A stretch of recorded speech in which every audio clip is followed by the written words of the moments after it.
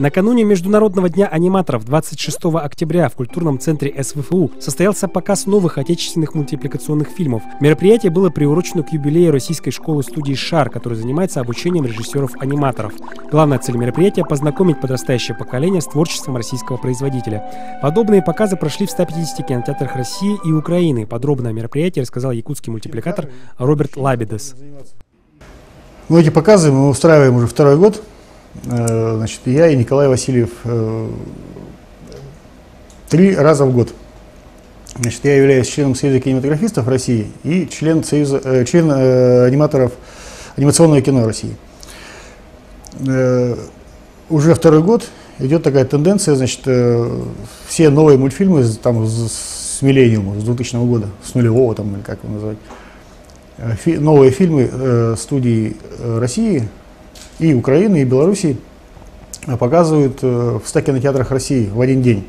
Это в день анимации, с которого вы меня сейчас поздравили, к Новому году, и 1 июня это день детства. Отметим, что Роберт Лабидес известен как мультипликатор, делающий работы по мотивам якутского фольклора. По словам Роберта, мультипликация в Якутии плохо развита. Да, есть отдельные энтузиасты, работающие, как говорится, за идею, но возникает ощущение, будто никому до этого искусства нет дела. От властей поддержки не дождешься. Мультфильмы, изготовленные местными мастерами, по телевидению крутятся крайне редко, разве что в новогодние праздники. А ведь они – одно из средств сохранения якутской культуры. Наша индустрия, как СМИ, да, она совершенно потеряла интерес к этому. Ни кинозалы, ни телевидение не показывает новых отечественных мультфильмов, которые сохранили традиции старого советского доброго мультфильма. И как бы вернуть зрителя, показать детям, что есть красивые, интересные, разносторонние, так сказать, с разносторонними историями мультфильмы. Вот это наша задача. Я в Москву ехал в 1997 году. В 2000-м закончил и 13 лет прожил в Москве. Это в совокупности с 2 годами обучения. Работал на десятках студий, набрался много-много опыта. Вернулся на родину, думал, сейчас прямо меня тут встретят, дадут студию.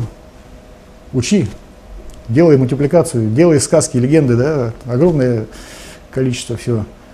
Все холодно, все так, тишина. У меня 2 фильма основных, это «Карась-Комар» и «Круговорот», это по якутским сказкам. Они как бы впечатлили очень сильно европейского зрителя. И я там целую волну поднял, где-то мультфильмов 20 на разных студиях, потом 3 года выходили по чукотским, по ямало-ненецким, кагирским сказкам.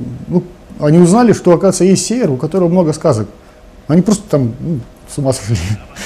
А через мультипликацию можно о себе заявлять. Как вот сейчас же есть такой лозунг имиджевая политика республики.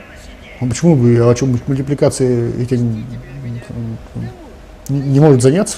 Легко. Якутия богатая республика, а почему бы не помочь?